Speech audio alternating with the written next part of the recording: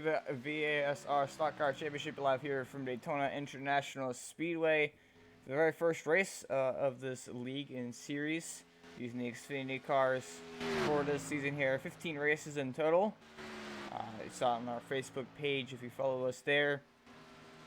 And we'll give you reminders as well as the upcoming weeks. So what tracks, you can also look at the scheduling at the upcoming broadcast, of course. But first race here, season opener here at Daytona, currently qualifying underway, and I'm joined here by Stephen Gale, the commentator here tonight. How are you doing, Stephen?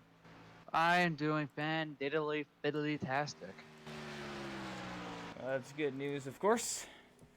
And glad to have you with us here for the very first time ever. VASR brand new league starting up, and we're happy that they chose us to stream the races here to YouTube and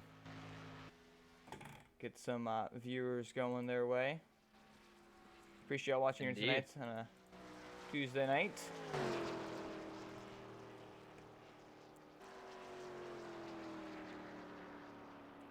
Just 30 seconds left in qualifying. Somebody has run their time. For those who are qualifying, you can't start a time now. It's basically 0-0. He's already shut it off. He's actually currently sitting on pole right now. Everybody else sitting on pit road, so that'll do it for qualifying. So we wait for the final seconds to count down here, and then we start the grid.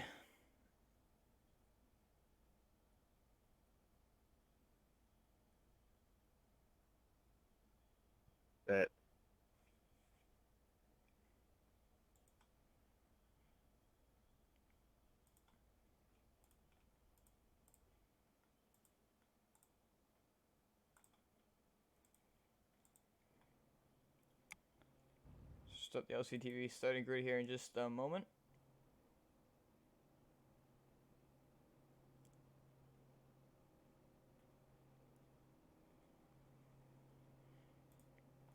It shows up on pit road.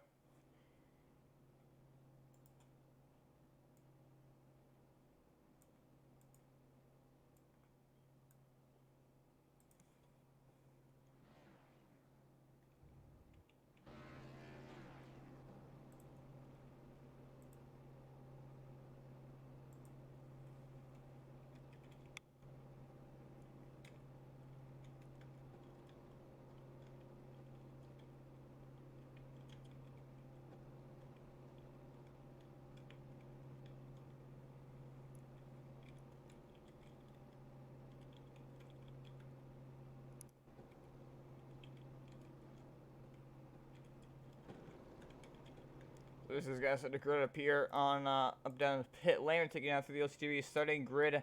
Take off the very first race here in the VASR Stock Car Championship on the pole. Brian Grubbs running a 49.628. I'm one of the only few Fords out here, but he puts that thing on the pole, make the most out of it. And then Corey Bodenut, starting on his outside. We apologize beforehand on these names. Obviously, it's the first time broadcasting this league, so gonna be a little bit butchering of the names. We apologize for that, but we're going to try our best at least.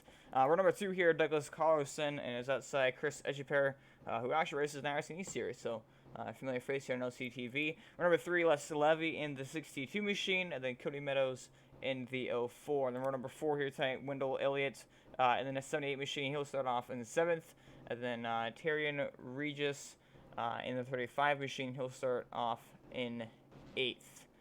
Then number 5 here tonight, I don't know, the field of qualifiers actually, Shane Sweeney in the number 17 machine. He'll start off in 9th, and then lining up behind them, but not taking a qualifying time, you have Victor Valley, Austin Edstorm, or Ed Strong, excuse me, Corey Rexford, Jacob Trent Bradford, Matt Jackson, Darius Reza Dadigar, Nathan Stewart, and that does it out for your field here tonight. The very first race of the VASR Stock Car Championship.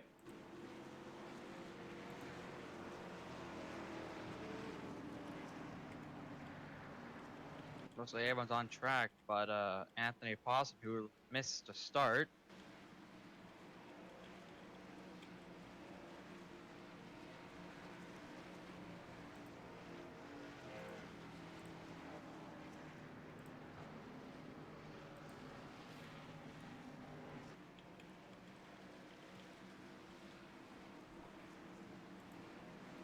See, we're all on 80 miles an hour here through turns number 3 and 4. 75 laps here around this 2.5 mile super speedway. No fast repairs, so gotta take care of that car. Make sure to come up in the big one, which is almost always inevitable. Take a look at some track facts here. Daytona, located in Daytona Beach, Florida. 83 degree track temperature here currently. Lovely day in Florida. And weather here quickly, 65-degree air temperature. 1 mile an hour to the north, partly cloudy skies. As base car is in, the green flag waves here for the first time in the VASR Stock Car Championship. 34 machine is fielded to the green flag on the outside as he gets a pretty good run. 0-0, and he's able to switch sides. The 26 go on the inside. The inside is having more of a run since the 03 has to get caught up with the 35 in them. As they're already pretty screwing. 35's running the back bumper of the 04 in the turn. 34 gets a good jump on that start. He's going to drop down in front of the pole set double zero machine. He actually looks like he's going to go to the apron and drop to the back here. So already some varying strategies with some of these guys, knowing there's not a fast pair, so you can't mess around too much at the front of the pack. It's already 3 wide now.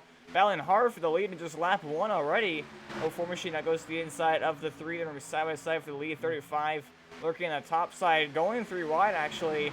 He does not have any help to do so, so we're going to wait and see where he falls out and try to get back in line potentially. They're racing super aggressive on lap 1, and we have 70 plus left to go, but no fast fares. These guys are racing very hard, but could also cost them to get in an accident really early on. So yeah, definitely a risk versus reward scenario. You know, you can have fun. Obviously, that's the point of the racing. But if you get taken out on lap 1 instead of, you know, towards the end when you're battling for the win, you know, it's kind of your choice. And some of these guys don't really have a choice. They might get caught up if there is a big wreck, and that's just the fate of that's your fate basically at Daytona and Talladega, the plate tracks, where it's that would be a big pack. But it does determine how these guys drive as far as aggression wise. So. It's kind of tamed out for now, just kind of one on the inside, one on the outside, nothing too aggressive on the pushing, which of course you do have to be very careful with in these Xfinity cars, especially here in iRacing. Pointed kind of oddly, so if you touch them the wrong, if you don't touch them perfectly square, you're going to hook them around very easily, and once you make that initial contact, there's no going back on that, so you're very careful throughout the night on that. Very. Pretty tame up front, but we also have a 4-car pack out back, trying to work their way back out front. That just dropped to the back to stay safe. Since they know it's a long race, don't need to rush up front. Yeah, it's starting a couple guys in practice today, so as we go 3 wide now for the race lead once again. 35 machine trying to go on the outside, but doesn't really have any help. He's going to fill back a line behind the 3, but yeah, some guys in practice are saying that they just wanted to kind of stay in the back, ride it around, and be there when it counts at the end. As now you see the 34 machine going back for the race lead now on the 04. And the 35 is going to take it 3 wide in the middle, almost near the 03, who's, I think, maybe trying to side drive. I'm not 100% sure there.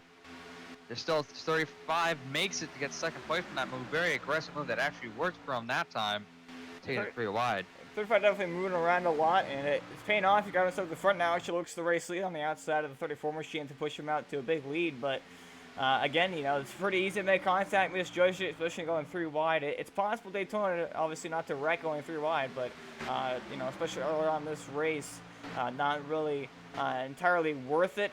But, you know, it all depends on the guys behind the wheel. Oh, he's going to get turned into the wall. He managed to straighten it out, but scatters the field and causes pretty significant damage to both the 3 and the 35 machines. Just got a little aggressive there. Tried to block the 3, was not clear, and got put himself into the wall. That's going to cost him a lot during this race. The arrow is so important at Daytona. He has a good amount of damage, so does the 3. Yeah, you got to pit road under the first caution or even under the green flag potentially and get that some of that damage fixed. You can't get all the damage fixed unless you have a fast car, which these guys don't have. So, as you see, the 3 have connection issues. It's going to cause some problems. 35, oh man. Slicing and dicing still, but yeah, it's got some damage to the back end, which isn't too bad, but that right front damage is definitely going to hinder him when he gets in clean air like he is right now without any help. It's going to slow him down drastically, so I have to keep an eye on him throughout the night. Very. He can fix some of it, but again, it won't all be fixed. Same thing with the 3. We're looking at the 3, doesn't have as much damage, just a bit of front, and that's about it compared to the 35. You can see the 03 has some rear end damage, 62 actually has some right front damage and rear corner panel damage, it looks like potentially too. So these guys making contact, and the guys sitting in the back, they're enjoying this. They don't want to see wrecks. They want to see, most of the field get taken out so they can be there at the end and have less competition to deal with basically. And now it's kind of gotten a lot teamwork on a single file now. They maybe had a little reality check there when they hit the wall, thinking, oh, maybe we don't think each other's out. This early on as the 3 tries to make a run here with the 26 behind him. But, definitely no need to race super aggressive like that. You can have a clean, a little aggressive race, but then that got pretty crazy pretty fast for sure. Very, and as we see, they are kind of catching Anthony Poston, who did miss the start. They are catching him pretty fast, so we might have to deal with a lap car soon.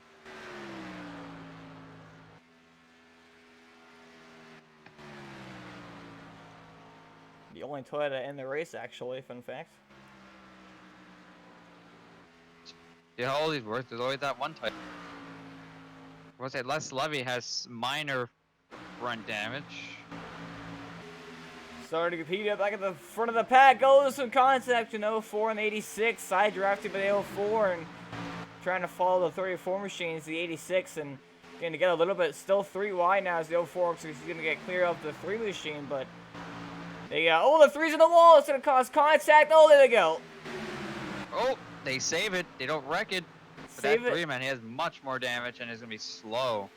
They save it again miraculously. I thought for sure he was going to go hooked right there, but he just drove into the wall, misjudged it, and then once you hit the wall, it's kind of hard to get off it. 26 machine has a lot of nose damage. L3 quarter Rexford also a lot of nose damage. Nothing these guys could have done about that one. As far as behind the 3 machine, just kind of got caught up there, unfortunately.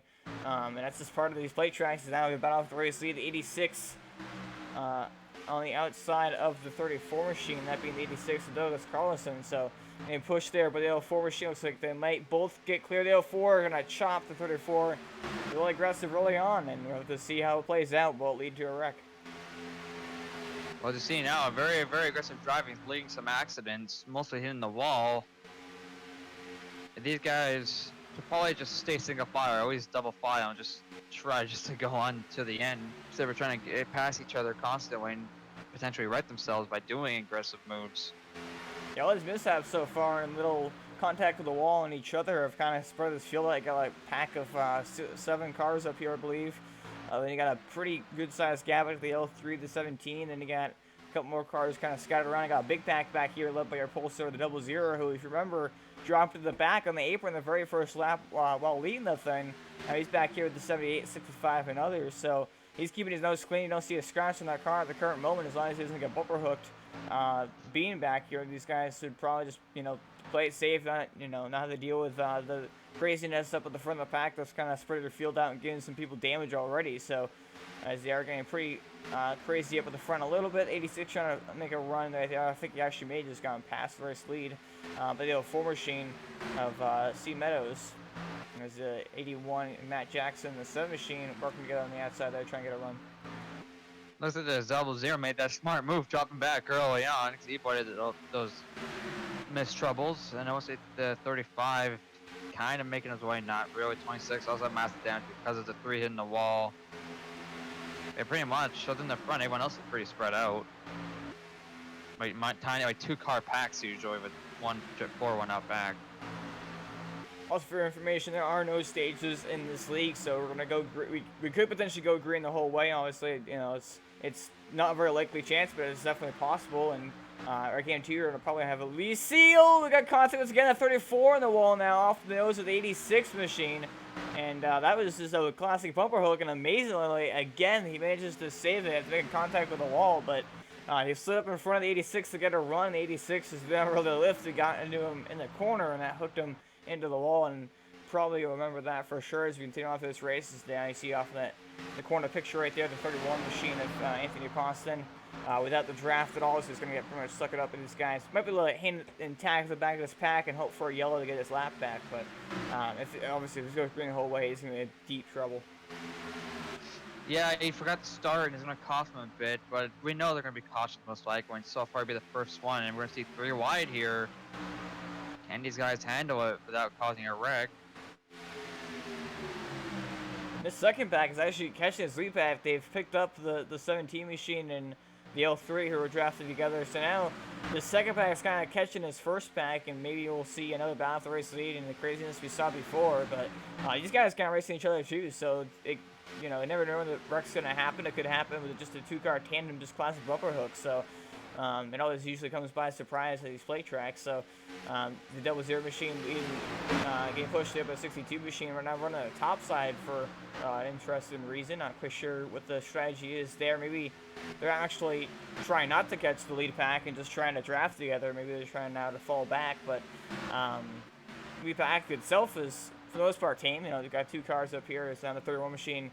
Did indeed get that draft, and now tags in this lead pack here behind the 9 machine. Currently the first car 1 lap down, so he's just got to hope for a caution for sure here. He's also one of the cleanest cars on tracks as well, with no damage so far. And we're taking a look at back. There's a new pack that's they're side by side now. You see the 8 blinking a bit. Double zero and the 17 are side by side going to turn 1. Right on board now with the 65 machine of Brian Rumpf, currently in 12th place in that second pack back here. They're not that far back. They could very easily get that run and, if they wanted to, hook up and get to that lead pack. So, when it gets to the end, if it does go green the whole way, which is obviously, it's possible, but not very likely. It doesn't usually happen. But we're already 15 laps in this thing, so it's definitely pretty possible. But if they obviously want to catch that lead pack and get up in the mix for the win, obviously, and battle the adversity and strategy of green flag pit stops, they can very easily, catch that lead pack. So being right here in position pretty much solidifies that you're not going to get wrecked, at least as far as the wreck and lead pack, if that was the case. But you're definitely in contention still and able to hook up, and if you wanted to, go towards the front, charge up there, and battle out for the lead. Indeed, and it's don't forget it. The play tracks, netcode loves to play a factor, so we could probably see maybe like a caution bike called by netcode if these guys aren't careful enough. That could take place. So yeah, the benefit is at least Daytona day versus night. I've noticed with night a lot. I think it might have something to do with the lights around the track or something along those sorts, but there's usually an increased number of netcode for sure. As you see, oh man, the 34 machine all tore up actually more than it was before. He's extremely slow, going to get swallowed up and passed by this second pack here. But luckily we're not at the night times. We've had a lot of night races on the RC East series, and we've seen a lot of netcode there causing a lot of big ones. Almost every wreck it seems like is caused by netcode.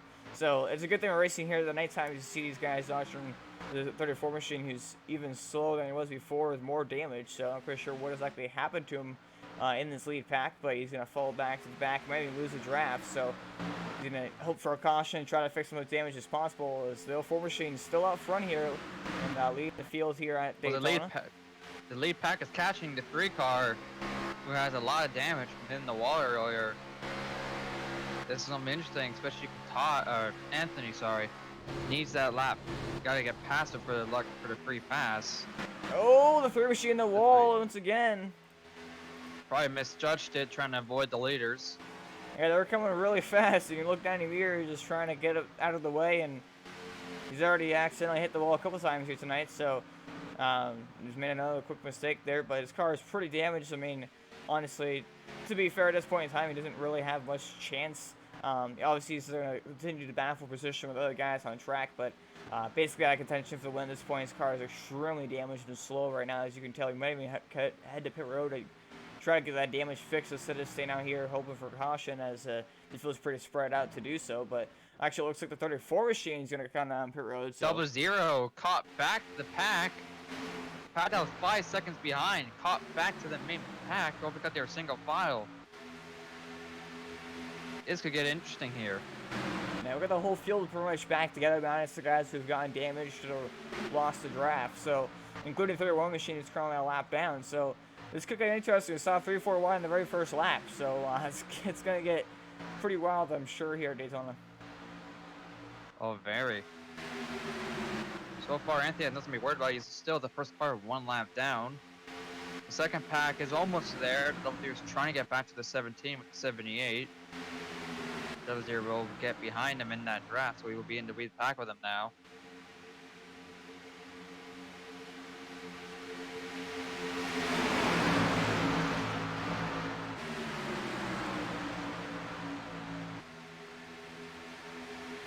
So the 9's gonna get left to drive. Debatably could be going back. So the outside line is dead. The outside line officially died for now. It's gonna be single file. Let's see if they're catching the 20. No, what? They're catching the 34. Ooh, that was a close one between this 86 and the 34 there. 34 is gonna be one lap down. And oh god, it's almost a wreck. Check up. No, never mind. They're going pit road. Did not know that. Now they're on going pit road. So now we know field strategy coming into play as they pit lap 19. 86 machine of Douglas is going to field down the pit road. 86 Navy Chevrolet Camaro. So they're all headed to the pit stalls here. We're going to see usually a lot of overshooting of pit stalls. Looks like the 04 and 81 must have missed their stalls. That's going to cost them a lot of time. Especially when those ruts come into pit road with the whole pack. So we'll look there quickly at those here replay to check that. Almost look like they spun out on pit exit, but yeah, they're going to have to take another trip back down pit lane. Basically just cost a huge chunk of time for sure. As you see right here, they just missed their stalls. And it, first pit stop of the day usually happens quite often where people just can't see their stalls and aren't able to pit the first time, but it's going to cost them a lot of time. The 03 went on the brakes hard there to slow down time. We're going to see people, will they get speeding penalties? That's going to be also the big key. I agree with pit stops. Anthony has a lot of damage in the rear. No, he's gonna hit the pit road wall. He's still not able to go to his pit stall, so already missed the start of the race. Oh, he got hit by the 9. Oh man, pit road accidents already here as he's still unable to his pit stall, so he missed the start of the race, went a lap down, was in the lead pack, and now finds himself going to fall way behind, further than he was behind. As you see 81 and the 04 machine now coming down pit road here as they need to make their stops with the Mr. Pit Stall. So take a look here on the replay as to look at what happened to the 31 machine. He sees on the right side, and he sees his pit stall, slams on the brakes to try to get in his pit stall. The 9's already committed to that lane as he's about to go in his pit stall and hits the 31 machine in the back end, pushes him in the wall, and that's just green for pit stops in the very first time. And it's per usual, you can't really see your stall, and it's difficult to be in the proper lane, the proper time when you don't know where exactly your stall is. So that's just unfortunate for both those guys, and 31 gets the really bad end of that stick on that one. That's going to cost him a lot of time, especially because he had to fundle his way back on, his way into the pit stall, and that's going to cost them. 81 machine 04 not coming back on track after they missed their pit stalls. They were to hit it that time, they're going to come back on track, but not only did they lose to the late draft, but they actually separated themselves from each other. So unless they went back to the 04, they're going to both be without the draft. As now you see the battle for the race lead here, only down to just 304 cars.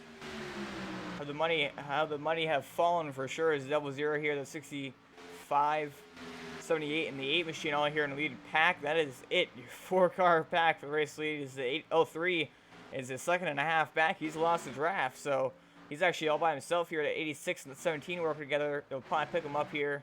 I get the 9 with the lap number 3 machine. He's also severely damaged, so not really able to go that fast. A lot of guys really losing drafting partners, and that's a common problem of these plate tracks is losing drafting partners that can cost you big time.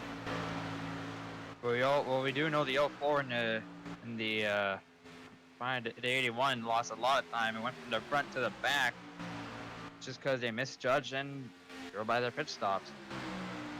Now they're at the back because of that.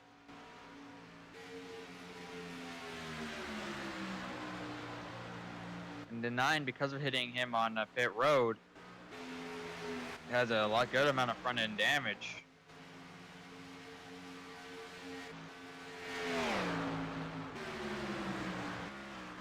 It's good potential to be green the whole way around, so everyone's pretty spread out.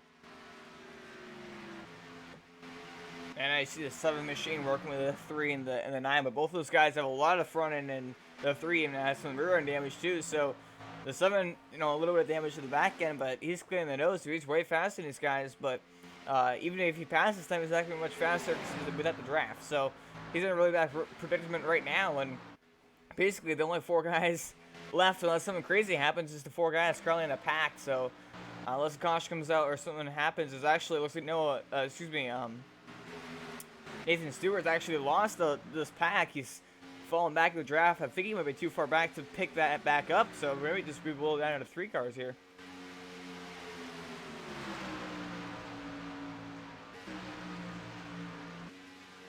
The question is, did they go? I don't think they went on pit road yet that I'm aware of.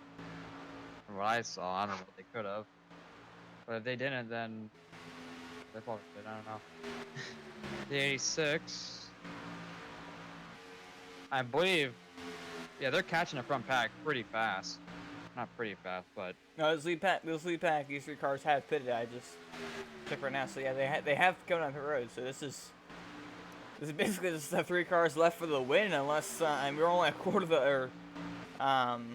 of the way through this. Excuse me. So let's of course we see a caution, which is pretty likely. As you see the 04 machine after missing his pit stall, it's going to cost him a lap here, and he's still without the draft unless he can tag on these guys, but I don't think it'll be possible. So 8 machine Nathan Stewart has now fallen out of the draft, so he's going to ride around 4th place. Actually, he's able to hook up the 04 machine, so that's good for him. But basically, out of this lead pack for sure is down to pretty much between the 78 and 65 0-0, unless these guys wreck or a caution comes out or all speed on pit road or something like going on sorts. So that's pretty crazy to think about 3 cars already now just with third right through the race.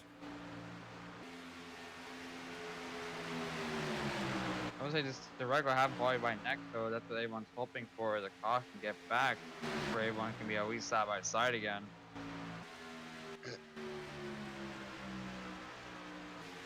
looks like Todd or Anthony could potentially go 2 laps down in the view, and a lap or 2.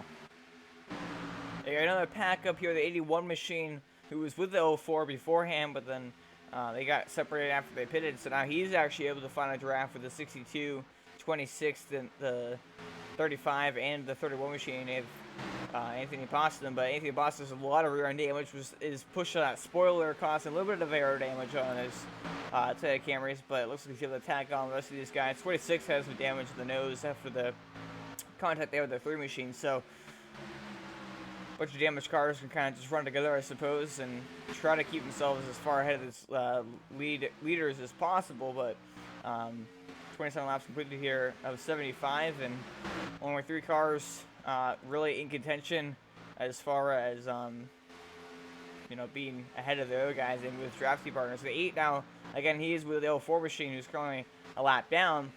But 2 cars aren't faster than 3, so they're going to be pretty much trapped with the 86, the 03, and 17 have linked up together back here in this kind of third group back here, currently in 5th, 6th, and 7th. But they're also really far back. The 03 actually has a lot of damage, and so it's going to cost them as well.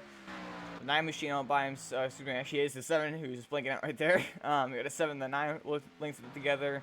Then a couple guys kind of by themselves in this group right in front of the lead pack. So it's going to be interesting for sure as we, obviously have more Griffin pit stops, who should very easily shake this field up. It could have been down to fuel mileage, you never know. They pitted it around lap 20, so it's going to be interesting to see if they can stretch it to, a little bit further than that to make it on just 2 or 3 pit stops. And we're going to wait and see for sure and, to see if these 3 get broken up or what exactly happens. Well, we all know we do know they're gonna catch a whole lot of cars in a minute, so figuring out through the cars, we could have a caution if something happens. Oh, it was actually some contact. 35. Oh. Ooh. That was very close. That was about as close to getting a turn as you possibly get.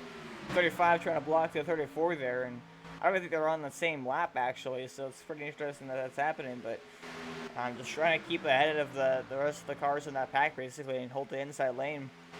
And kind of drifted off the bottom here, though, and leading 34 underneath him, actually. So now that's going to get a little bit racy now for that position on track, at least. I don't think I could check it quickly. They are on the same lap. Oh, okay, yeah. But with the lead pack cars, more cars would be a lap down. Except for Anthony, who will be 2 laps down, but currently only looks like there's only 14 cars on a lead lap, and this pack right here is going to go a lap down here shortly unless they're able to defend off the second group. So then you got more cars ahead of them all the way up through 10th place. So that's pretty crazy. Only be 3 laps into a race at Daytona and already have that many people going laps down and not be really in contention. Well, the 8 is catching the 3 lead pack cars here with the 04's help. The 04 could potentially get his lap back. Yeah, I'm actually pretty surprised by that. They did a great job of drafting together, I suppose. Now the 8 actually has a huge run. He's going to try to go to the outside. The 04 will not push him then, however. So it looks like he's going to fall back in line. Potentially, it looks like he's going to get blocked out of line. But I'm actually surprised he was able to catch that. I didn't think that the 2 cars together they would be able to catch this group of 3 cars. But they were able to do so. So now we have a 4-man battle for the lead, at least. The 04 in this group, again, not on the lead lap. So just trying to battle for a free pass position or trying to get his lap back, but it doesn't really matter if you get your lap back if you're just ahead of the leader, so you're basically still going to need a caution. The 8 machine having some connection issues right now, but on the outside now battling for the lead actually against the 78 machine. Well, they're catching a lot of lap cars, so it's going to be very interesting in a minute on how this will shake out.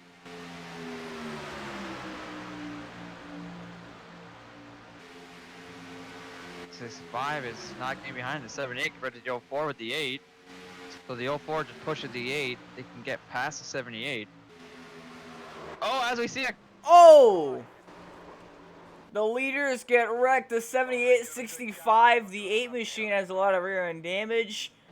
In the tri-oval on lap number 33, only 4 cars really in contention for the win as long as they didn't wreck or make a mistake. And that's exactly what happened. As Albert at the very first caution flag of the night, already almost halfway through this thing, and it's the lead group. Anthony Pawson got really lucky there. We'll get the lucky dog. Got very lucky there at the end. I'm not sure we're on the way to see if the 04 machine, because he was technically the first car a lap down, unless he was able to either A, get ahead of the leaders before they wrecked. He was ahead. Yeah, look at the LCD replay here. So it's going to obviously up to scoring and everything how it works out, but it's up a 0. Nearly got hit.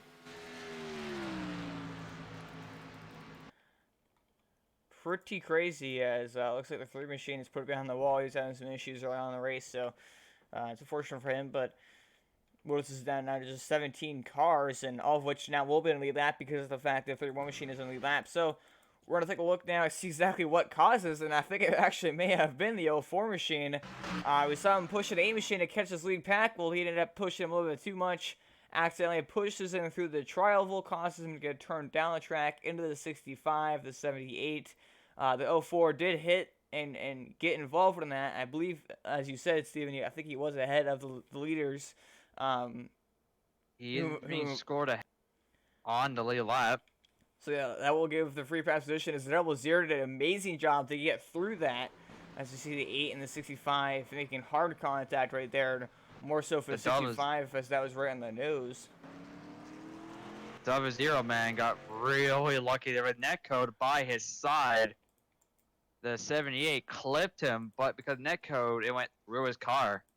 We'll take a ride on board now with the driver of the 04 machine here. That being Cody Meadows, leading a lot of the laps around the race, so 12 laps here towards the start of the race, but fortunately, he didn't run out the first caution flag of the night. He's had a classic bumper hook, and he gets to the left side of the 8 machine just barely, and unfortunately for the 78-65, nowhere to go. They just get tagged and involved, and that's going to cause pretty hard hit in the outside wall for all your leaders, pretty much. Double zero, only one out of that group to make it through that wreck. Basically, the neck got a little bit of grace there, but take a look now quickly once again from the chopper camera now, the eye in the sky. Caution that everyone needed to fix their cars up.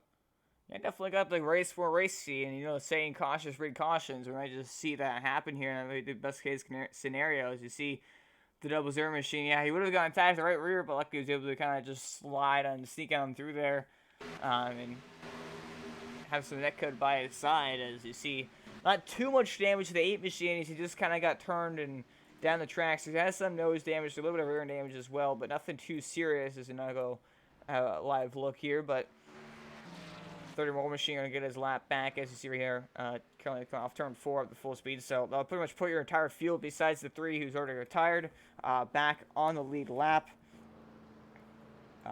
Don't know about the guys. Looks like Brian Rumpf in the 65 machine has already put behind the wall as well, so that's unfortunate.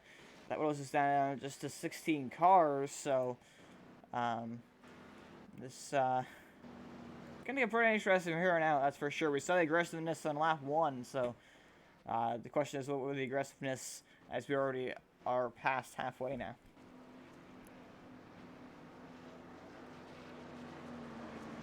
Phil's gonna head down pit road now.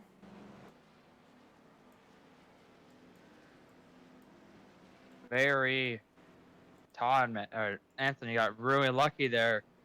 Got back his lap and finally has another contention of winning this race. Everyone needs a time to fix up their cars. The 35 machine gonna overshoot his stall.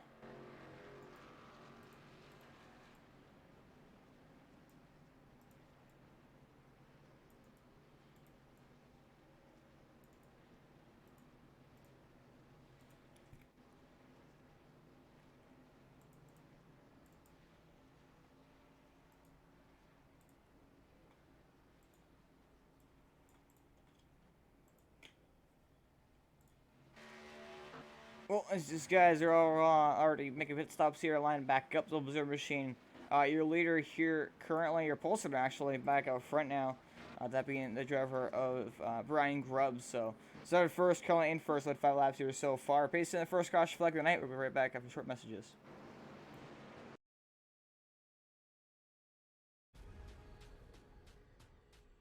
The most realistic online racing sim ever made. This is iRacing. Detailed laser scan tracks, fully dynamic real world cars, and over 50 series to choose from. 6 online world championships offering over $100,000 in annual prizes. This is the original esport racing game. This is iRacing.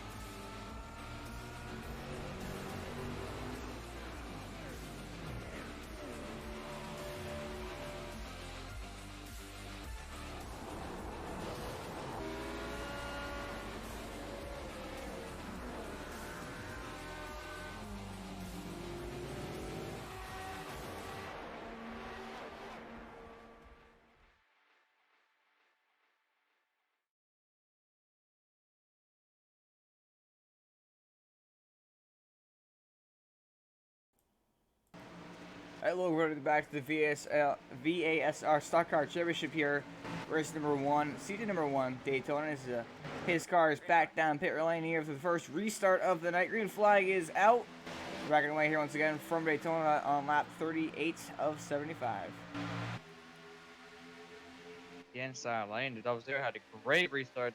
The outside line just did not go at all there. I think people's damage is going to play a part. The 03 lagged a bit.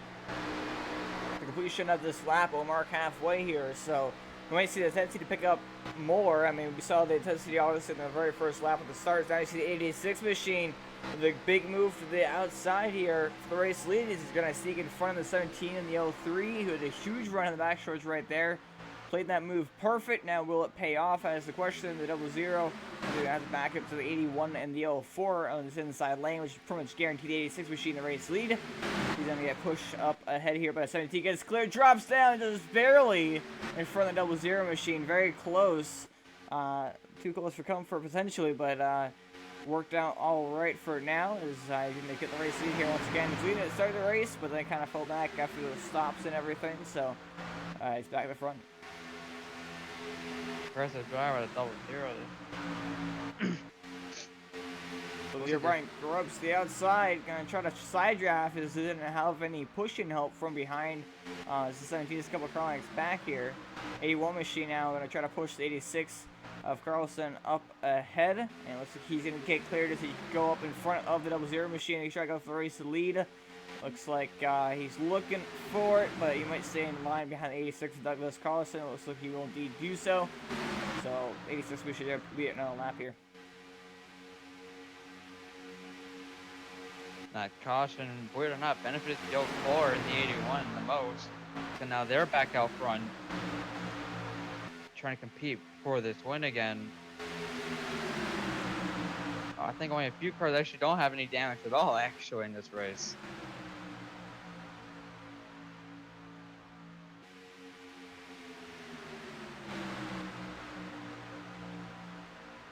I see the outside lane kind of stacked up as the 00 headed back up to the 17 machine. 81 once gets clear. Will he go up in front and try to leapfrog the 86 machine? Looks like he will not do so as the 00 gets back to his outside. Oh man, and 04 going down to the apron down there. Just got a big run ahead. Oh, we got wrecked! The 62 machine goes around. That's a big wreck. 4 or 5 cars involved. Anthony Boston spinning down to the inside wall, or at least in the grass. 62 machine got right rear by somebody. Looks like the 7 machine going slow. The 26 has some damage. 91. You see the 31, the 9. 62, you saw him, first car getting turned around there. Somebody, I think, hit a wall and bounced off of it into him. Take a look now at the LCT replay. Like I said, caution is precaution. So that first caution there, lap 34, I believe it was. And now, already 2 cautions. Pretty bad damage here. Couple of the cars.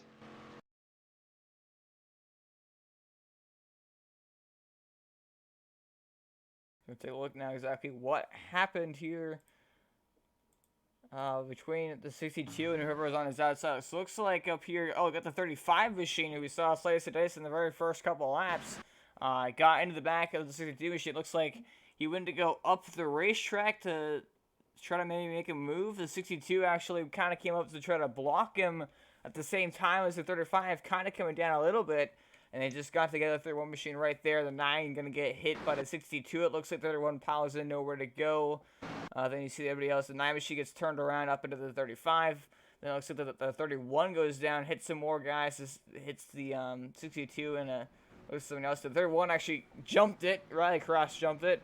Got the wrong version of the track for that, but gets on the inside wall. But he got pretty big significant damage there by hitting the 62 machine. As we're actually going to go on board with him. As looks like Alex Buehler has just entered the race. Many laps down if he is indeed a driver, not a spotter. Nope. But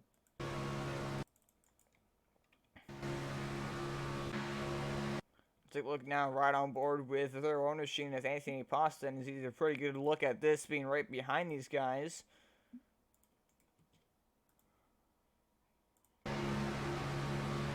See the 35 in the contact and follows in the tags the 9 in the process, goes and hits, I believe, the 7 machine. Kind of just goes along for the ride, basically. So not as many cars as I kind of expected there to be. Honestly, with that car getting turned around in the middle of the pack, but we did a pretty good job to miss it, or at least make it, minimal contact with each other and whatnot. So take a look now for the final time from the eye in the sky here.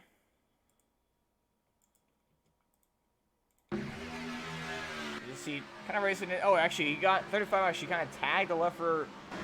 He kind of tagged the right rear bumper of the 62 machine, turned him to the left, and then the 35 went to the top side. 62 kind of tried to came up the block, or maybe it was just mad at him, something like that along those lines, and then just kind of misjudged it and got to go. And unfortunately, it was at the expense of a couple of cars. That's just play racing at Daytona. But this caution does at least enable some of the guys like Nathan Stewart, who got taken out in the last wreck or got damaged previously, to fix this car. So you sit there, one machine down, we have the 9 who got taken out in this wreck as well, along with the 31. The 8 going to get his damage repaired, 35.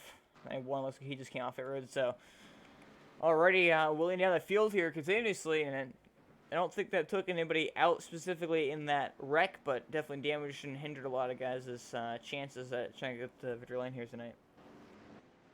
Definitely.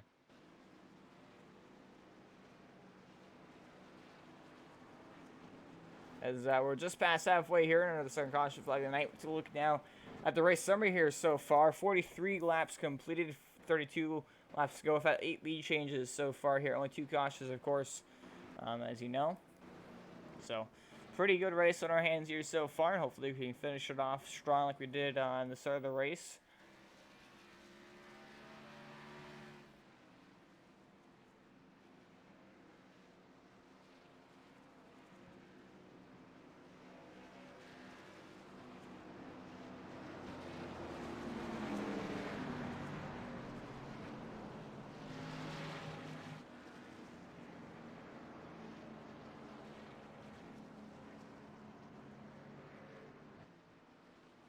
See if we can't get a award in with the 86 machine. It's coming up front. Douglas Carlson. I'm going to try to get in touch with him here.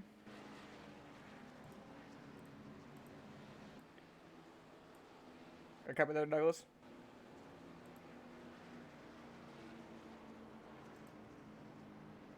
This is OCTV guy. Copy, Douglas? Yeah, I got you. So Douglas trying to find himself up here in the front of the pack. He started from row number 2, but found himself currently on point here. They're only leading. We will be 8 laps here very shortly. Under just the second caution flag of the race, but a long green flag run, including green flag pit stops to start off the event. Let's talk about the intensity that we saw there the first part of the race. Obviously, the couple accidents we've had, and what your plans are as we continue to whittle down the laps here. Well, definitely it's been an interesting race so far. We definitely have shown that we've got the speed. We've got the 81 and a few other cars that have been helping us to get back up to the front. Hopefully I can keep them in my rear view and we can get this 86 U.S. Navy Camaro here to victory lane. Yeah, certainly probably a different mindset for a lot of drivers, including you, without having the aid of any fast repairs to, kind of have as a backup in case you do get wrecked. So, whatever damage you get in your cars, but you're stuck with the rest of the race. So how does that kind of play into a driver's mind as they start the race, and how aggressive they are throughout it, or do they save more so in the beginning and play hard at the end, or stick with the strategy and kind of balance of aggressiveness versus risk versus reward, I suppose? Usually what you want to do is in the beginning of the race, you really do want to take it easy. A lot of people were laying back, which allowed me the ability to be able to get up and lead the beginning laps here. After that, we just kind of took it easy. We want to see what everybody's able to do, and hopefully it'll get us to where we need. But now I think that we're going to see some people come in, get some late pit strategy, and then we're going to have hard racing here in the closing laps. Alrighty, we appreciate your time here. Douglas is coming up front, and we'll let you go here, so you better go left green. All right, thank you.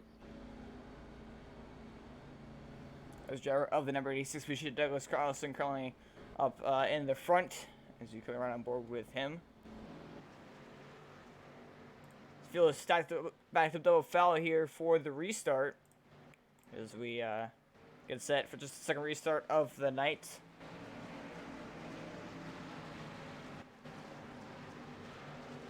Quite a few cars throughout the field with some damage, obviously, in both the front end and rear end of the cars. So going to be interesting to see how that plays out as a factor as far as their speed wise, and who can be a good pusher and who can be a good You can be pushed good as the green flag is back out here and away once again from Daytona. Just 30 laps to go. Not much time left to get to the front of the pack if you really want to. Indeed, as you see here, side by side. Day one's all over the back bumper, the 86. Maybe Oh, a teammates. few.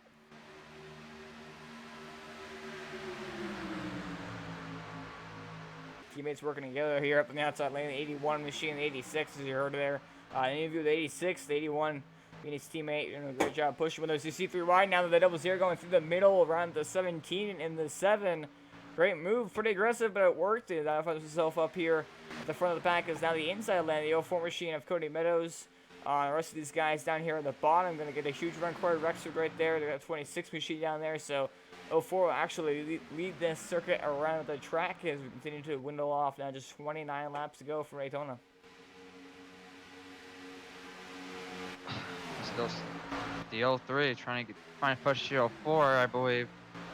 But again, a lot of these cars do have damage, and the ones that without are stuck behind people that have the damage. So later on, that can come into play if they're pushing someone with damage. Or staying behind someone who does have damage, and it could cost them.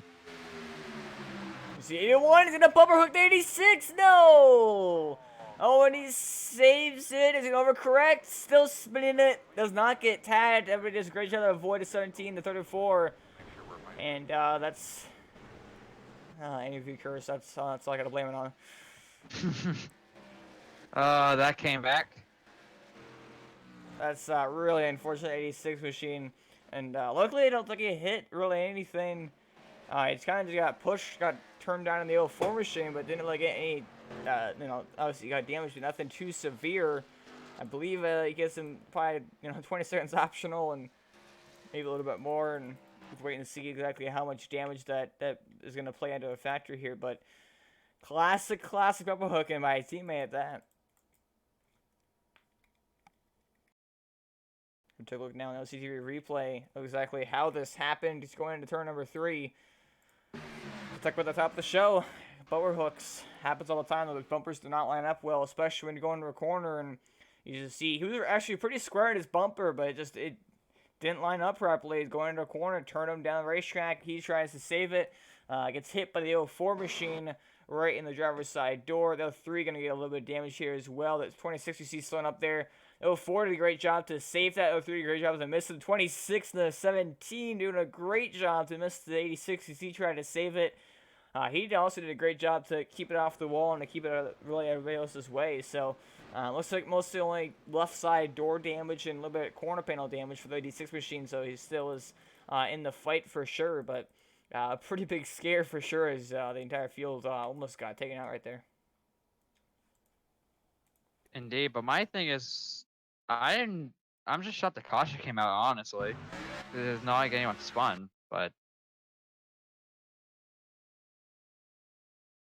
nice saves all around. And the 03 got into the back of the 04 a little bit before he was able to get below him, so it's going to give the 03 some more nose damage. Just to add on, it's 26 did a great job to miss the 86 as he's spinning the 17 up there on the top side, kind of just slows it down and avoids it, and the 34 goes up and takes precautions to go up to the top of the racetrack as it spins down the grass. But again, nothing too severe for the 86 machine. Again, probably a good half a minute or so of repairs, and you can probably get back out there and solidly be good as we're going to run on board here with the driver of the 86 machine as that all took place.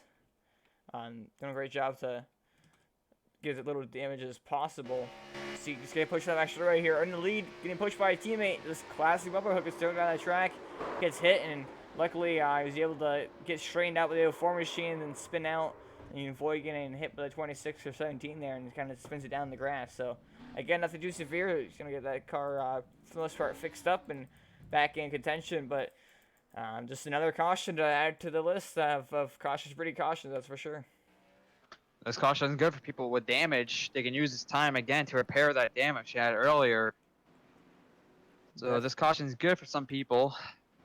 You'll see Darius Riza Dadgar, currently in the race lead on the apron. Might be actually he's actually gonna head down pit road here, but so you guys some new faces towards the front here. It looks like Wendell Elliott actually is currently 3 laps down. Remember, he was leading the race earlier when he got taken out by the 04 turn into 8.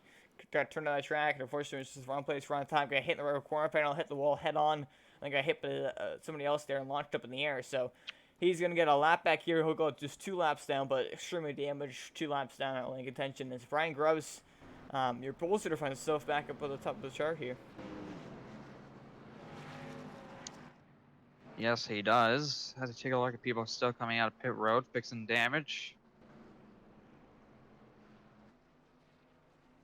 I'll say no matter what, they still have to come back down pit road, like on green for gas, unless one of them hardcore saves it.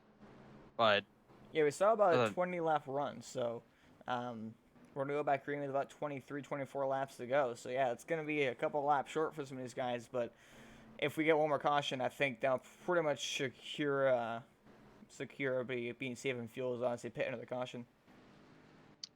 yeah, will secure them. We can probably see people probably pitting now before the green flag just to get that extra cap of gas, that extra lap. Fill the tank for sure. Which you all know works in Anderson this year. Well, we're going to take advantage of this caution as we're using another quick commercial break here, but we'll be right back as we hopefully can go green flag from here on out for the last 25 laps here from Daytona.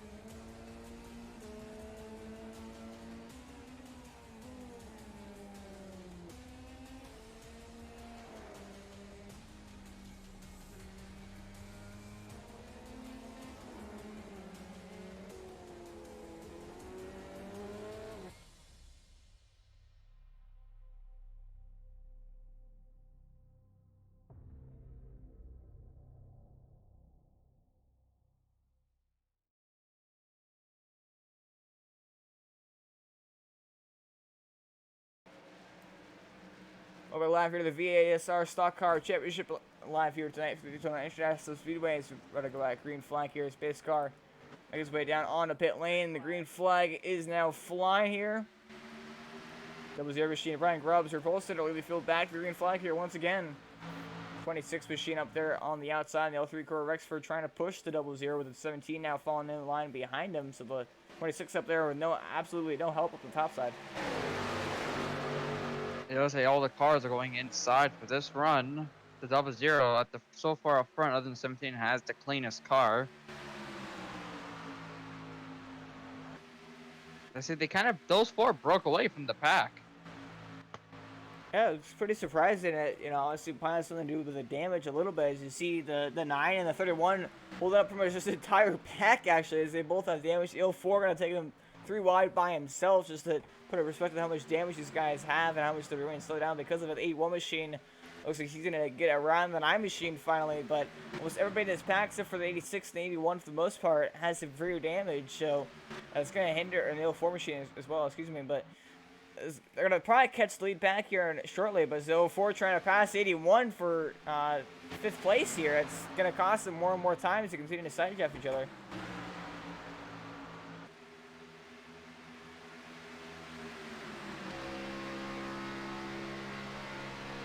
right on board now with Pretty Corey much. Meadows. We have the two.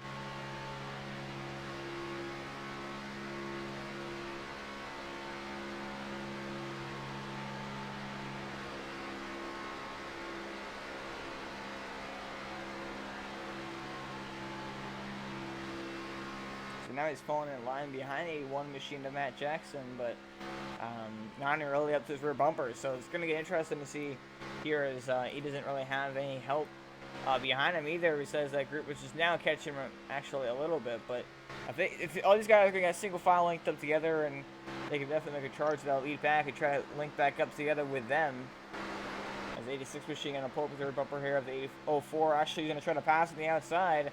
Getting pushed by the sub machine. So they're going to probably go in front of this pack now, drop down low, then try to catch this lead pack. But the more and more they race each other, the more and more time they're going to lose. Is this time I remember 21 laps to go. They only have another, they can't really lose that much time. So see 81 actually letting off the gas, trying to let the 86 and 7 machines in, so that way they can catch the packs. The 04 is having none of it, trying to get around them and try to push him here. But now they're going to get single file here in a group of 4 cars. So this group of 4 cars is going to try to catch the first group of 4 cars as we continue to window down his laps. Let's see, back behind those 4 packages, A1 single file pretty much.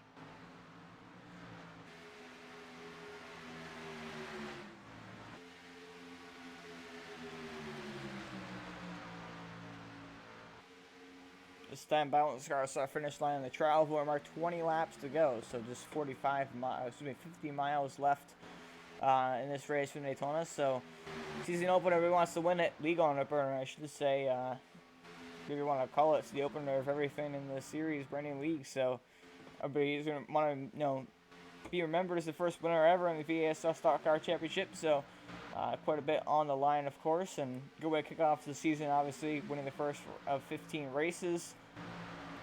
Definitely a pretty big goal to win at Daytona. So, 00 machine is trying to make that goal come to life here as he started on pole once again and dropped us back the very first lap. He seemed to work out pretty good for him. He's got a pretty clean race car up there in the front. Oh, very. There's only 2 clean race cars up front of 0 and the 17. They work together. They could actually blow away the 03 and the 26. And the 17 actually has a little bit of fender damage, so nothing really hindered him at all. His second pack has actually caught these guys 86 to 7 and 81. Like I said, they were trying to get formed up together and catch his lead pack. They've now successfully done it. Now the 86 going to charge to the outside here. As they know the Devils are going to go up to block them now. That's pretty aggressive this early on in the race. Or not early on, but with this many laps left to go and just this many cars on a pack, it's pretty aggressive to start blocking like that, especially in the middle of a corner. It's probably not the best spot to block in, but 17 now trying to push the 03, but he has a lot of nose damage, which is not going to be good in clean air. Oh, the 00 almost gets turned by the 86, and he saves it. Great job, the 00 machine Ryan Grubbs to hold on to that thing, but the 86 side definitely is not very happy with the blocking and the aggressiveness already here. Oh yeah, that's gonna become very aggressive. The 00, especially when it went up in turn 2, very risky, but it did pay off a bit. Let's see the inside line. They just gotta get together. They want to get the 00 all the way back out front.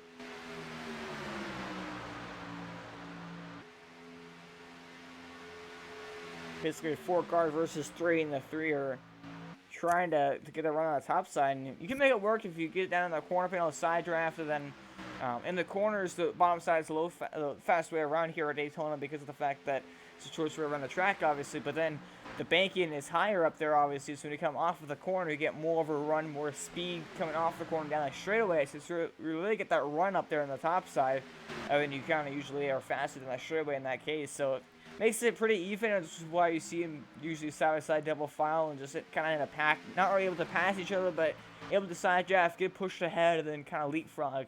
The effect usually happens where one guy gets in front, guy behind them, then goes to the top side, gets pushed ahead, drops down low in front of him, and just kind of continuously happens. So we'll wait and see if the 86 can get that push from the 7 in the 81 machine, as the inside lane is starting to get a little bit deformed. And it looks like the 86 indeed will get clear. It looks like the 7 also might do the same. 78's going to go a lap down. Oh, the 81 chops to the 00 machine. Oh, almost gets turned. Very close racing. Aggressive move there. But again, they didn't wreck. But maybe they did a little checkup there.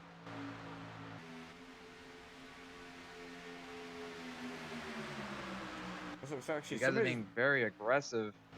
somebody's down on pit road. That's the 9 machine. So it looks like he's actually gonna go down pit road and maybe serve a penalty or something there. Something, maybe early green flag pit stops. You never know. Like we said, these guys can't make it on fuel unless they're able to save a lot of fuel and be in the draft and whatnot. So maybe screw pit stops. Unfortunately for him, he doesn't have anything else with him to pit to draft with. So it's gonna be interesting to see how that plays out here. Indeed. If you're in the draft, you could try to save gas while in the draft, but he's gonna probably have to come down again. But for like a tiny stop, like just put like 2 gallons of gas and go. 35 gonna go on no lap down here as he's obviously got a lot of damage in that Ford Mustang, but just 15 laps to go from Daytona. Single file train up front, just consistent in just 7 cars. So these guys again will have to pit. So they, that could very easily cause a wreck. We've seen already pit stop trouble on a green flag. So and it could get interesting. And obviously the strategy is gonna matter the most. Do you take 2 tires? Do you take 4 tires? Do you just take no tires and a gas and go? Which is definitely very possible at the play track. So you're going to see what everybody's strategy is, and obviously if you overshoot your stall, you're basically just going to cross your race away. And it's going to be pretty hard to make that back up on the green flag. The double zero going down pit road. Ryan He has Grubb no help though. pitting by himself. Either had a teammate he was going to pit with, or didn't know what he was going to do, so he just decided just to go down pit road. But yeah, like you mentioned, no drafting partner at all unless he's able to pick up somebody on pit roads. I don't think there is anybody on pit roads right now. So he's basically going to be down there by himself, going to come out and lose a lot of time to this pack being by himself without that draft. So He's taking 2 tires at the moment. It's a pretty risky move to make. Going to do a 4-tire stop. That's really risky to do, especially without a draft partner, especially this late in the race. I think you're going to see a lot of mostly 2-tire or even no-tire pit stops here at the end of the race. And, yeah, I mean, I guess a slow stop there on the left side, too. So the pit crew making a bit of a mistake there or something. As actually he's going to go a lap down. As you see that pack right there in the distance. Going to huge head of steam here. Going to go freight train him, put him a lap down. So now, basically just down to these cars right here. However, it looks like some of these guys have actually caught up to this lead group. We've got the 26 and the 34 up here. The 34 is going a lap down, though. So not even racing positions, only 6 cars up now in this lead pack for position at least. The double zero was a very not the greatest decision there, but again, it could work out if a caution does come out. He had no help, and he could just gas and go, and that's the case. He's going to lose a lot of time to them. They're not going to come down pit road yet. But if we get a caution, though, he will have the freshest tires. But again, he is a lap down. And the 34 will get the lucky dog, so. But the 78 machine going to go on a lap down here. Is extremely damaged. 34 going to fall in line now at 26, but he's got quite a bit of damage as well on his unsponsored number 34 Chevrolet Camaro. So it's going to be interesting to see how this plays out with the damage, how everybody's going to work out. Pit stops, obviously, as we saw, the first cycle for pit stops cycled out to only just having 3 or 4 cars battling for the lead. So the package of 6 cars, how many cars will be left at the end? That's the question. And I almost guarantee you there's probably going to be the leader, depending on whoever it is, as they all come off of pit road, might be too far ahead and might have to back up to somebody, or might even get freight trained if this other guy's linked up together. So everybody's going to have to basically communicate either through their team chats in the Discord, or obviously through the radio, and put their arm at the window to pit and everything. So it's going to be interesting to see how that all works out when it all comes to all said and done. And this is, the money stop for sure. If you make a mistake here, you're not going to be able to make it up unless we do get that yellow, which is pretty unlikely with just 10 laps to go and a field being this spread out. So it's going to be crucial on what your team decision is. Definitely. I think these guys are honestly just going to do a gas and go. They're going to go 10 laps to go next time by.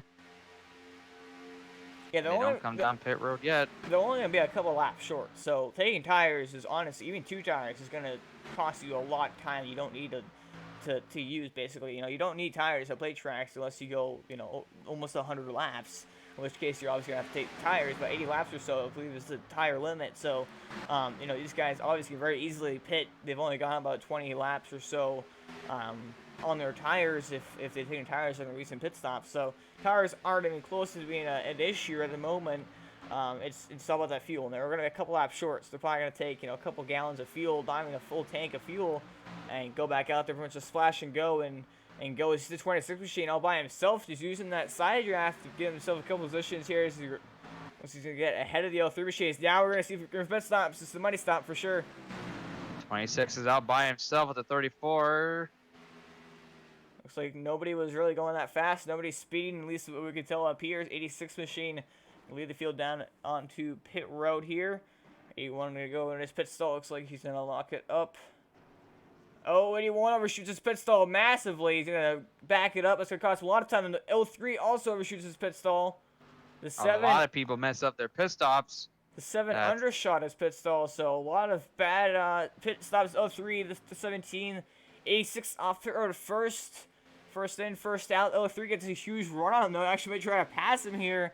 Coming off of pit road, and indeed he will, as the drag race before the grass starts. L3 going to get out ahead even after overshooting his stall. So great stop, at least by the pit crew. The L3 machine is, you know, obviously good job, at least not. It looks like the 34 saving gas. He's going really slow now, so let's see, he's trying to save gas, or he could be running out. He's a lap down, so or at least, you know, was before on pace. Down pit road. That's interesting. The 04 coming down, so it's 31. Yeah, it's kicking. The also the 04. It's not the 04. Sorry, 34 is saving gas. He was a lap down though in the pack, so he's not gonna be able to make it, or you know, he can maybe make it on field, but he's not gonna be actually ahead of these guys. As now they started to second round, the L3 are going to get passed by 86 here. So only it looks like 3 cars up here in his lead pack, as we saw before earlier in the race in the first screen of the pit stop cycle. So now the 86 is basically essentially the provisional leader here once the whole pit stop cycle cycles through, as long as actually 26 is going to get ahead of him, but he's going way slow, still trying to get up to speed. So he's going to get passed here by all these guys, and don't believe make the draft. Yeah, he's going to get passed. So leaves us 3 cars battle out here as we continue to count these laps down. And once again, a reminder: if the caution comes out within 5 laps to go, the race will end under yellow, and there will be no caution flags on the white laps. Just how iRacing works it. So we now just have 7 laps to go, only 2 more laps for there to be a caution. Otherwise, we pace it to the end.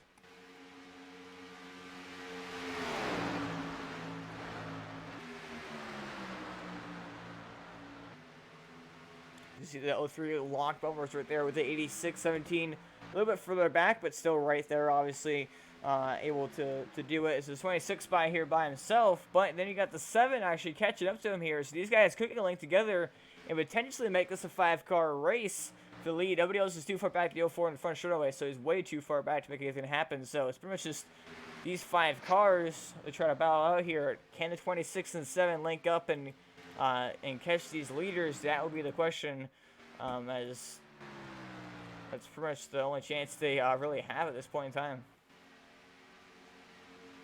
The 8 is still our leader for now until he comes down pit road. He's going to the draft for the 91 machine, actually. So, you know, he could actually potentially come back out with these guys in this lead pack, because he is in the draft, not really losing that much time at all. So it could get interesting to see if he can rejoin this lead pack. There's kind of 5 laps to go this time by. He's on the aprons. I'm guessing he's going to head down pit road this time by, having some connection issues once again. But again, this guy's a couple laps short. Looks like he's actually going to stay at another lap and will give us now 5 to go. He's basically banking on a caution, I think, at this point in time. I think so too as well. See the 03 going on high. He's gonna lose another. He's gonna lose a spot to the 17 car. He's basically just hoping for a caution to try to stay in the draft here with the 91. Hoping for a caution, and then just basically clutch and coast it under the yellow to try to make it at the end. He's about 3 laps short or so. So he's actually could potentially get past here on pace though. Is 86, and now the 26 and 7 have caught your race leaders. So that's a 5-car race for the win here at Daytona. Now drag race up. I should have been 86 versus the 26 is now the 7 Gonna get help from the 03 machine. Corey Rexford from the inside lane of the top side of 26 gets clear, drops down just the 7 machine. As now they're gonna see the 4 laps to go. Signal this time by the 8 machine will head down pit road out of the race. Leads Nathan Stewart will not make it on fuel, and that will conclude 5 car race up here for the lead with just 4 laps to go.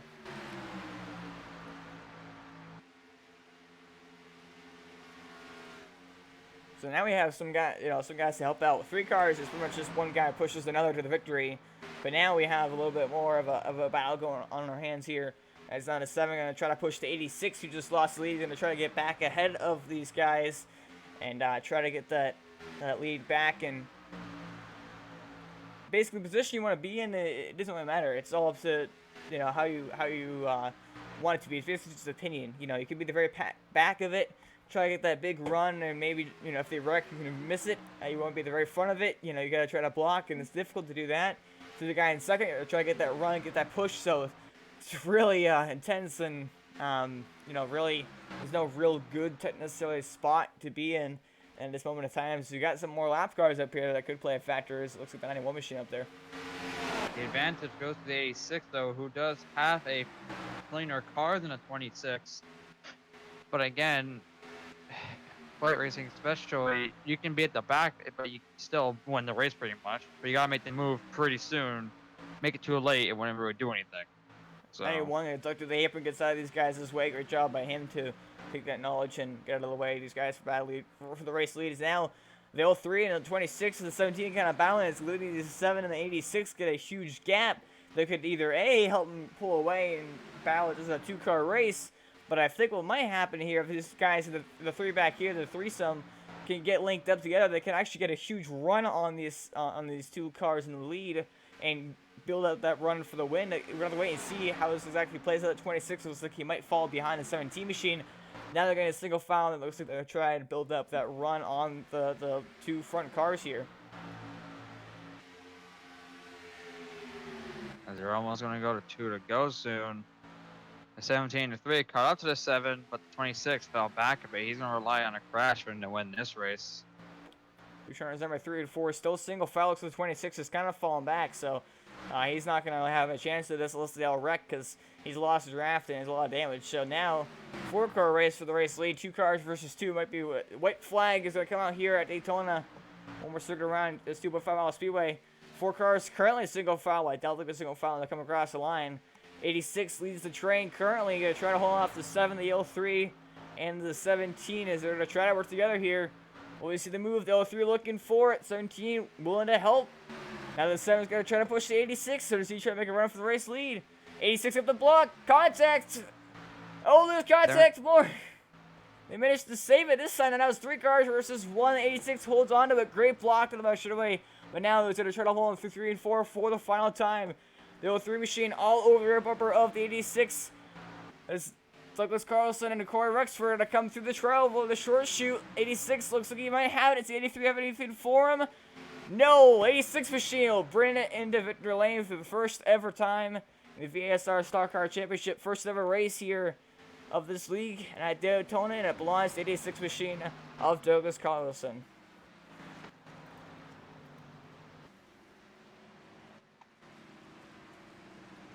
Great finish here at Daytona. They got pretty wild on the back straightaway there, and that's usually where the move usually happens for the win, is down the back straightaway. And 86 with that amazing block on the 03 machine in the 17. That's what basically secured him the win, as long as he was able to hold that. And they made a little bit of contact, but managed to save it. Did a great job, and great race. Definitely a great race. Definitely a great finish. Very much indeed. The secret cars are bumps down by the 03 machine, the 7 on the 86.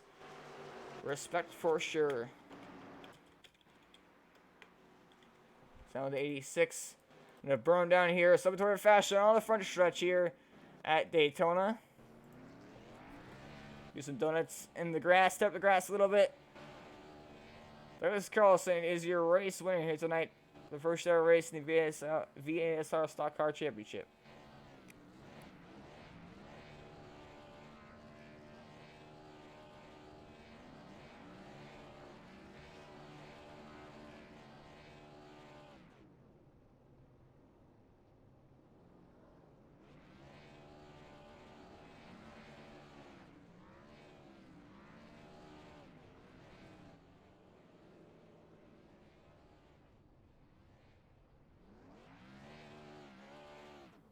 Well, the 86 machine continuing to celebrate his win with some burnouts in the front stretch. We'll be right back after these short messages. Get boarded in with the top few finishers. Look at the results here. Talk about on LSC TV. We'll be right back.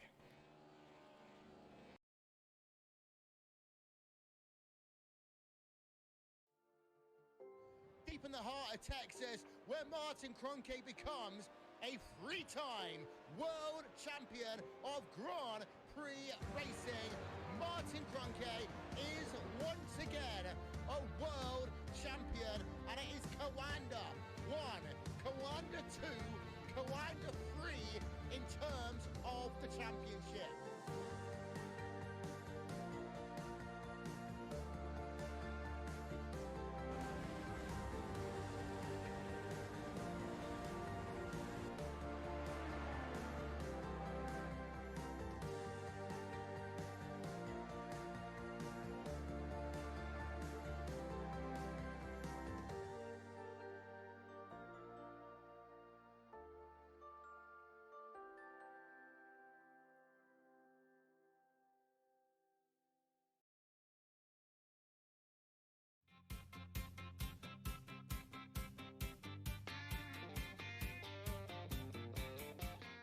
Exactly, and already saw his face beautifully plastered on the hood of that machine. Heat comes away.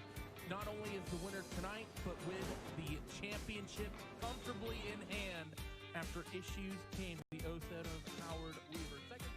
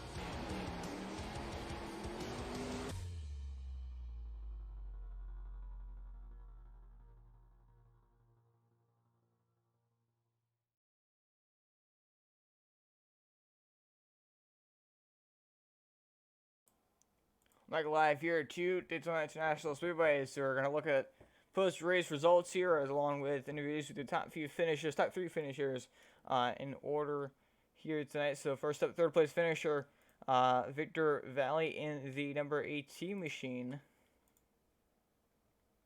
Excuse me, the number 7 machine, Victor Valley. Putting the buckets booth now. Got a cover there, Victor? I do. So Victor running off with a podium finish here tonight, third place in the very first race of the VASR Stock Car Championship. Definitely a very good run for you, obviously, to start off the season from Daytona. Finished with a pretty clean race car in the number 7 machine.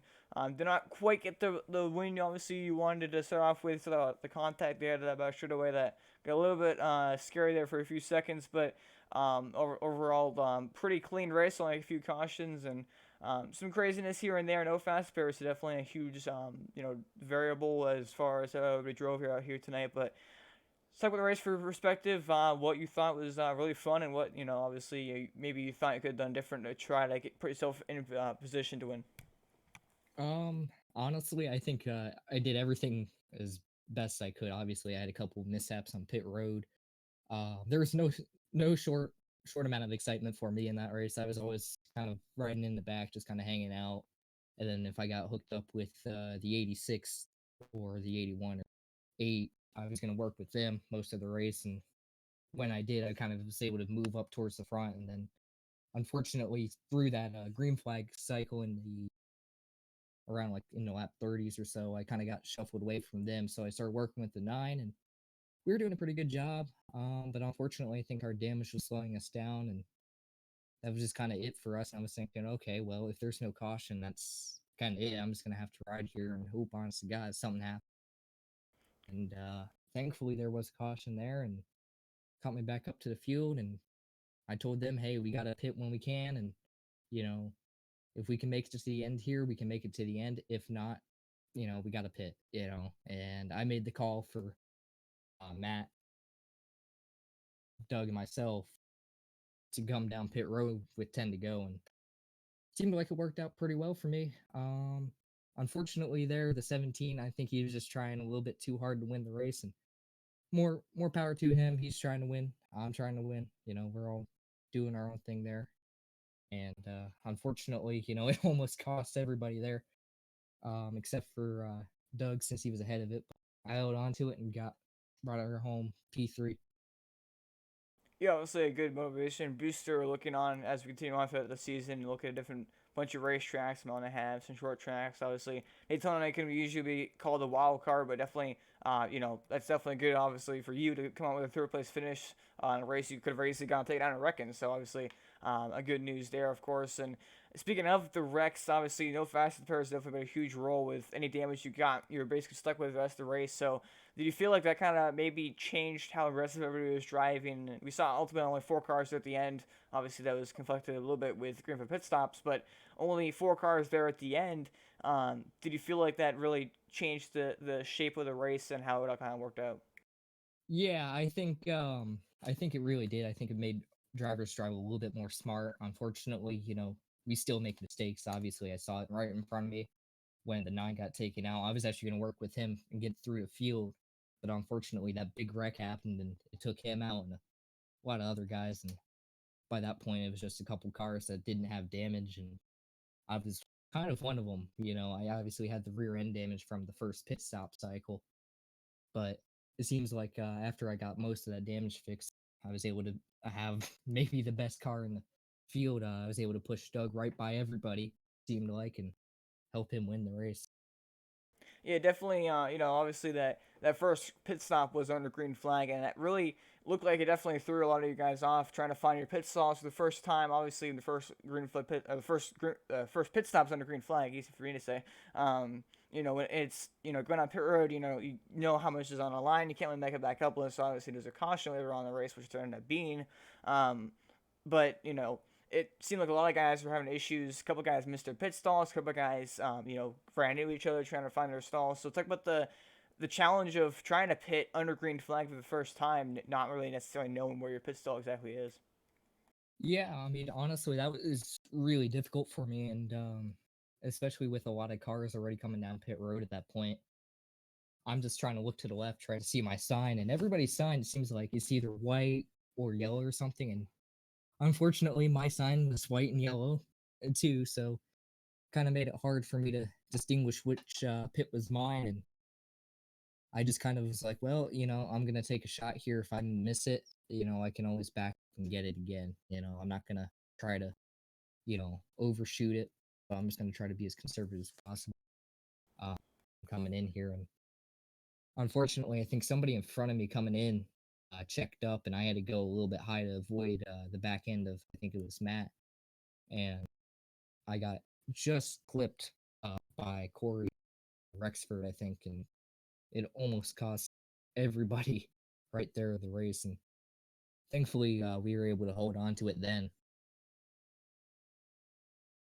Yeah, certainly. And I know, obviously, I'm not sure if this is how it is on your end, but mine at least, your car is blank. But any special thank you, shout outs, and maybe any spotters or anybody who helped do throughout the race that you'd like to give a quick shout out to? Um, Unfortunately, right now I don't have any real sponsors. I actually did hook up with Motorsports Tribune earlier in the year, so I'll go ahead and give a shout out to them. They were on my Indy 500 car, and hopefully we can continue to work with them in the future. Besides that, I got to thank Matt, Corey, or not Corey. I'm sorry, Matt. Nathan, Doug, and everybody else that helped me out today. Seemed like everybody seemed to do a really good job working with me and communicating, and you know, I had no shortage of friends out there for sure. Let me tell you that much. Well, appreciate the time here, Victor. Again, congratulations on a solid third place finish, and have a good night. Yeah, thank you, man. That was the driver of the number 7 machine, Victor Valley, ending up in third place. Now, driver of the 03 machine, Corey Rexford, finishing off in second. We'll put the buckets down. Got a copy there, Corey? Yeah, I got you. So Corey running up here tonight. Unfortunately, not exactly the best finish to be in. Obviously, so close to that victory, but definitely a very good finish to start off the season and motivation booster for sure. You only led one lap out there tonight, starting all the way back in 12th place. So pretty good race for you, or charged up through the field at least. And definitely a very interesting race as a whole. Obviously, Greenfield pit stops definitely changing the field up quite a bit. You had no fast pairs out there tonight, so you got quite a bit of damage on your nose from the people, and mistakes happening from throughout the field, and definitely a pretty exciting one to watch. A lot of green flag laps, which is definitely all I like to see. But stuck with the race as a whole. Obviously the difference between having fast spares, you feel like, in a race and not having fast spares, and definitely the green flag pit stops there, especially the first one, as it was the first pit stop of the day. A lot of people kind of having troubles with finding their pit stalls and whatnot. So stick with the whole races from the whole race from your perspective, and what you thought you maybe could have done a different. Obviously, kind of blocked there, with a good block, the 86 machine, but talk. Well, the start of the race was surprisingly clean for first season, first race of the league. We got up from 12th, got the P5 within like a lap. Yeah. I don't know that we got damage early. The 3 car got into the 26 there, and I had to get into them. I had no other place to go, and then that first green flag stop, somebody came up because there was a whole line of cars, and I wasn't ready to pit yet, so I hit him again. The rest of the race was fun. Had a pretty much couple car breakaway after every restart. That final stop was pretty crucial. I got out in front of the 86 when he was really slow on pit lane. I guess he had a strategy of needing to be pushed. I just kind of wanted to go, and he got past me there. He threw one of the best blocks I've seen so far on the sim to win that race. Yeah, so I saw there the push by, I believe this is a 17 machine there, and I noticed that you guys are kind of racing each other. I wasn't sure, it didn't really look planned, but I knew that if you guys did get kind of separated from the 7 in the 86, and then were able to get linked back up together, and you get a huge run on the leaders, as was you did. Obviously the block there, but the 86 pretty much killed the momentum, and you were kind of stuck from that point on. But was that planned, or just kind of work out the way you're able to link up together after kind of getting a little bit side by side, and then getting that huge run there on the last lap? Yeah, after Regis and Trent kind of got involved in that one of the earlier cautions, it was just me and Shane left, and we had planned to work together all race. It just happened to be that we were so close together on that final run and final pit stop there that we wanted to be either one of us. We didn't think anyone else really had a chance there. I was yelling at him with 2 to go. I'm like, I need a run. We need to be like 0.3 back off the leader, and we'll get a run down the back. And we did until the block. Well, any special shout outs, thank yous, and sponsors? Want to thank you that brought you home to a run up finish. No, I think Proximity Racing, Rexford Engineering, Trey Shortworth Images, the league admins, Nate Stewart, Matt Jackson, you guys for broadcasting. All right, we really appreciate your time here, Corey. Again, congratulations on the solid second place finish. Thank you. as driver of the 03 machine, only leading one lap here tonight, but still finishing off in a good second place finish. Came oh so close there, getting blocked there by the man, the driver of the 86 machine, the one who brought it into victory lane, courtesy of that block. So we're in the broadcast booth now. Got a cover there, Douglas? Yeah, I'm here. So, Douglas talked to you earlier, and immediately after you got wrecked, so it didn't look like we did very much good for you there, but ended up working out when it was all said and done. You had 20 laps here tonight, quite a few, maybe potentially the most fun of anybody. I started in the second row, as we mentioned earlier, when if you do midway through the race, and you started third, finished first here tonight with that amazing block back straightaway, which is pretty much the move for the race that pretty much secured your win. Just stuck with the race, man, and the green for pit stops there at the end, which were the most crucial stops of the race, and just the way it all played out, you were able to bring it to the victory lane. Well, yeah, definitely let me catch my breath here.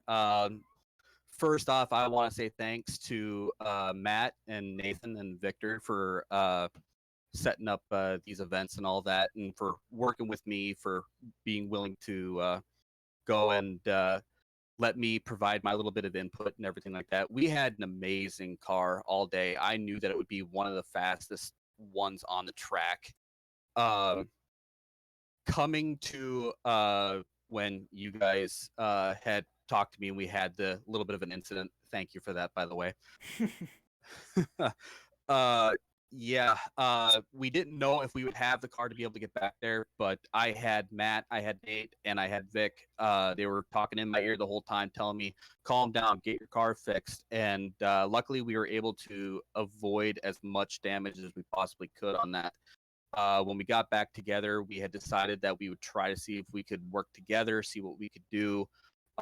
And then we had hit 15 to go, and we realized we still didn't have enough gas in order to be able to get to the end. And it was just a matter of, at that point, it was a fuel strategy game. And Vic made an awesome call that he wanted to pit at 10 to go. And we just had that constant communication, figuring out how are we going to get into the pits and all that. We did that. I don't know what happened with the 81. I think he had missed his pit box or something like that. And he just immediately fell off from everything that we had. But Vic, he was a ways back. I was trying to figure out, do I even have the ability to be able to go and race for a win? I had the 17 and the 03 that were just constantly all over me the entire end of that race, and I honestly didn't think I had it until Vic was able to catch back up there, and he gave me pushes better than I had ever seen.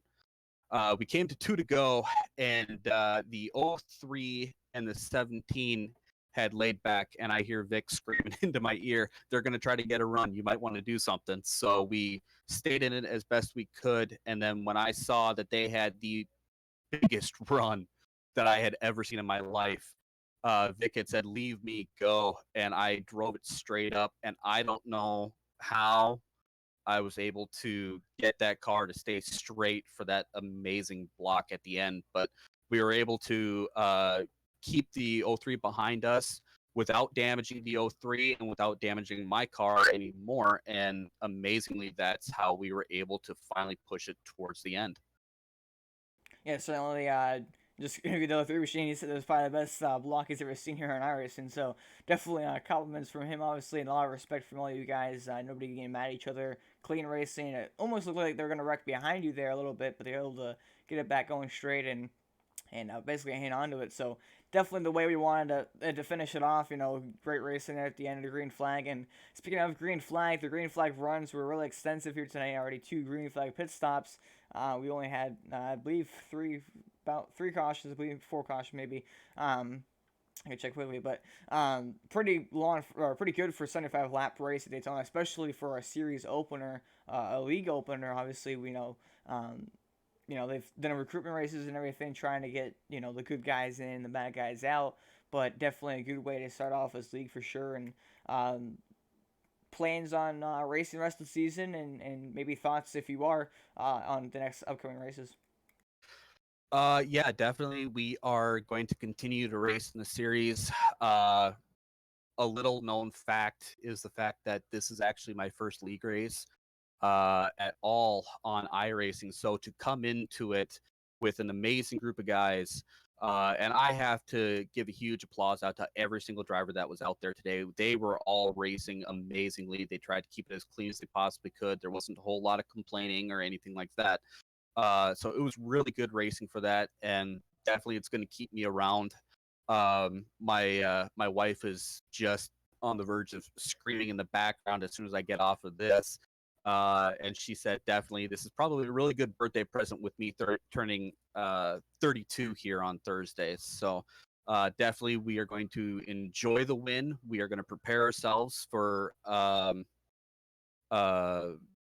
Atlanta that's coming up here, and hopefully we can go and we can make it 2 in a row. And if we can't, hopefully I can help somebody else to be able to get a really good win here. You definitely good momentum, or some momentum, but definitely good, or motivation booster winning the season opener.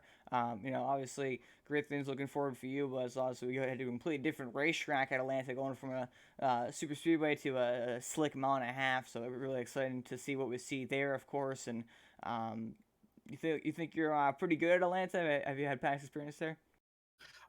I'm actually an A-class driver, so I have to race in the Cup cars, which are a lot more slick, which I think allows me the ability to be able to test and push the cars a little bit more, realizing that at this point, this is where the car is going to get loose. I'm lucky enough that my sponsor is the United States Navy, which I am a veteran of as well. I have them on my car, and it is an honor to be able to race them on my car. And every week, I'm going to come on in and I'm going to push that car to its absolute limit to try to get a win in. Absolutely. We, of course, obviously, I appreciate your service there. And besides the USA, obviously, any other sponsors and shout outs you mentioned, obviously, the guys run the league and whatnot, but any other shout outs and thank yous you want to give out here? Yeah, I want to thank you guys for showing the race off. I know I had quite a few people that were watching me being able to go around, which was absolutely awesome to be able to go and see. Definitely, you guys, I want to thank iRacing for holding these events and making them as realistic as possible. And that's what it's all about. And if we can go into each track, we can learn something more in preparation for how we're going to be able to do it. That's what we got to do for this group of guys to become the best that there possibly can be. All right, well, appreciate your time here, Douglas. Again, obviously, congratulations on your victory here tonight at Daytona, Dover. Yeah, hopefully I think that's later on. they're very similar, obviously. I appreciate your time here, obviously, Douglas. Congratulations on the win, and have a good night. All right, thank you. That was driver other number 86 machine, Douglas Carlson, your race winner here tonight from Daytona. I got that right that time. Let's look now at the results here, top to bottom here on LCTV. Douglas Carlson picked up the victory here tonight. Corey Rexer kind of just short there in second. It's getting blocked. Victor Valley going to finish it off in third. Shane Sweeney, the last car in that pack there. He's going to finish it in fourth. Right at top five, Austin Ed Strom was up there much of the race. Had quite a bit of damage, so unfortunately for him, he wasn't really able to contend all that well compared to the other guys who had clean race cars. But he gets a solid 5th place finish, 12 seconds behind the race leader. Matt Jackson there, the teammate of 86 machine, you heard, misses pit stall and whatnot. So, had some issues there, of course. So, he finishes it off in 6th. Brian Groves finishes in 7th. Cody Meadows in 8th. Nathan Stewart, last car on lead lap, in 9th. And Darius Dadgar runs out your top 10 1 lap down. Finished 11th here tonight. Corey Bunanot in 11th place, 4 laps down. In 12th place, Theron Regis. Wendell Elliott, 6 laps down. If getting kind of turn there, getting just clipped the right corner panel while leading the race, actually, after the first set of green pit stops to prevent the first yellow about halfway through. So, fortunately for him, was the end to recover after that significant damage. He's going to finish it off in 13th. Anthony Pasta in 14th, 8 laps down. Jacob Bradford in 15th. Then you have Les Levy, 16th. Brian Rumpf, 17th. And Chris Etchper around your field of starters here tonight, finishing 50 laps down after a pretty rough night for him. So hopefully 25 laps here tonight. We appreciate y'all watching here tonight. It's a lovely Tuesday night, very first race ever for the VASR Stock Car Championship. Appreciate y'all all joining us here for the very first time ever here. Make sure you check us out Friday night, the iRacing E Series once again at 8:30 p.m. Eastern. As always, not quite sure what car track combination it is. It's in the upcoming stream, so you can look at the title of the video, whatever. If you are interested in watching that, we obviously hope you are. Then again, as always, next week here at VSL Stock Car Championship, as we head to the tricky, slick Atlanta Motor Speedway. So you should keep on. You not want to miss that for sure. Appreciate watching here tonight, and this is OCTV. Have a good night.